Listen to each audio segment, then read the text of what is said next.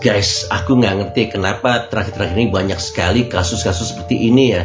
Jadi mahasiswi-mahasiswi bundir gitu kan, yang kemana sih, dari Nada, dari Semarang itu kan, terus juga yang dari UI itu loh. Yang terakhir ini si Benedict Caroline Angelica Haryanto, dia mahasiswi kedokteran hewan di UNER Surabaya.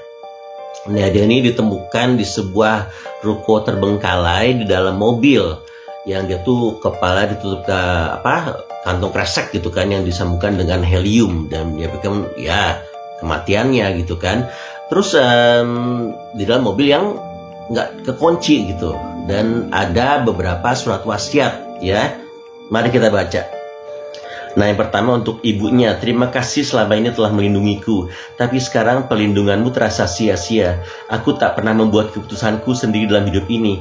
Sekarang inilah bagaimana aku menunjukkan kebebasanku.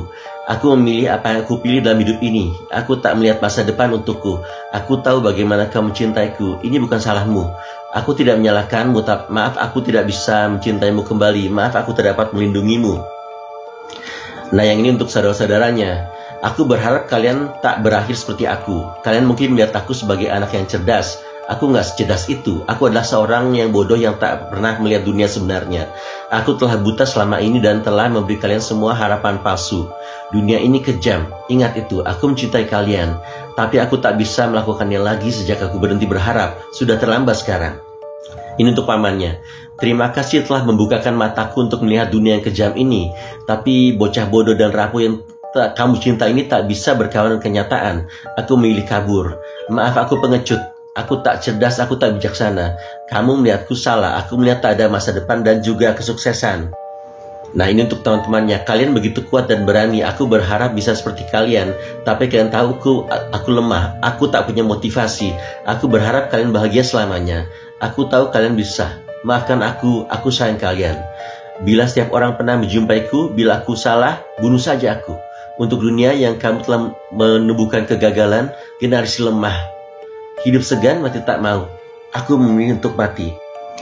Nah, ini foto yang jelasnya.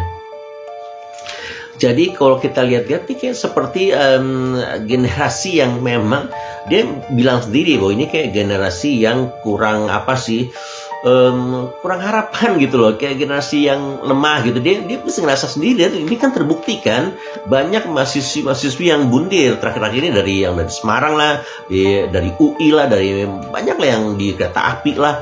Pokoknya jadi masalahnya memang menurut psikiater, memang generasi Z ini banyak kan bolak-balik gitu loh. Dan padahal mereka tuh soalnya paling apa sih, mereka belum cari uang sendiri, paling-paling cuma kuliah, pusing dengan kerjaan, apa sih, ngeliat-ngeliat, mungkin dia cuma ngeliat medsos gitu ya. Kalau pikir ya, kok dulu zaman aku ya, kayaknya nggak ada yang kayak gini-gini deh. Kita tuh kuliah aja, kadang-kadang kerja juga, kadang-kadang kita juga cuma nggak ada HP, nggak ada internet gitu kan. Kita kebanyakan cuma ya, kalau kita kalau nggak belajar ya kita ya ngobrol-ngobrol sama teman gitu loh, gitu aja, dan happy aja.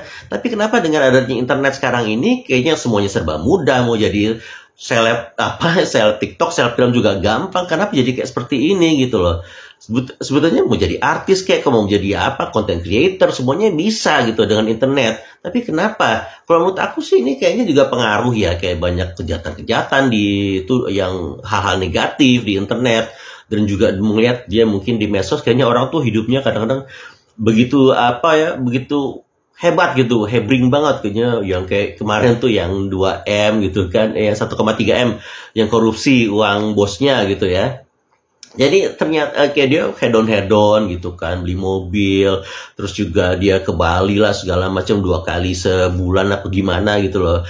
Dan ternyata dia korup gitu loh. Jadi banyak hal-hal yang seperti ini, kayak mungkin teman-temannya banyak yang cantik, dia oplas lah, dia tarik benang bla bla bla gitu, perawatan.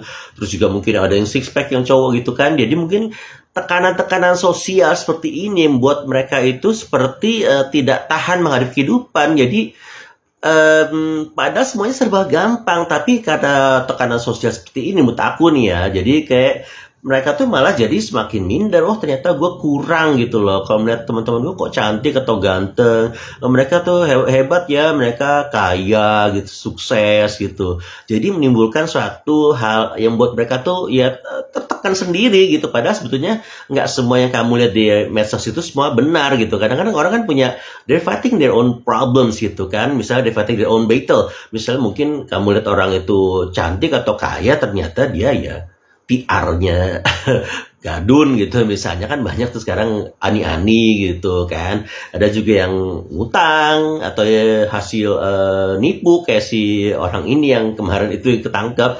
Terus juga mungkin dia hasil kejahatan, atau misalnya tuh hanya foto di mobil orang, atau mungkin dia foto di rumah orang. Banyak orang-orang kayak gini sekarang itu, dan belum tentu juga mereka tuh lebih bagus dari kamu nasibnya. Mereka mungkin bapak ibunya ada yang sakit, terus sama keluarganya juga miskin gitu kan. Jadi pasti semua orang itu ada kekurangannya. Orang ada kekurangan pasti ada kelebihannya. Jadi jangan kamu pikir kamu tuh you're the only one who has problems gitu kan. Masih banyak orang lain yang menderita. Kamu lihat misalnya sekarang di Palestina atau di mana. Ya penderitaan orang seperti itu ya, kekurangan serba kekurangan gitu. Lebih parah dari kamu. Banyak orang juga yang nggak bisa makan, nyari kerjaan, bla bla bla. Jadi kalau kamu mahasiswi yang masih ya ada anak orang kaya gitu kan, ya punya uang, kamu masih kuliah, bagus lagi itu kuliahnya gitu kan, punya orang tua masih biayai kamu gitu, masih punya social life ya, kamu punya mobil, apartemen, kamu harus bersyukur. Yang penting agama kamu itu dibenerin dulu deh. Jadi jangan pikir yang ke atas dulu, agama kamu dibenerin. Spirituality is important gitu kan, yang di dalam ini penting, jangan hanya di luar aja yang diisi ya. Oke, pesan buat Gen Z, bye bye.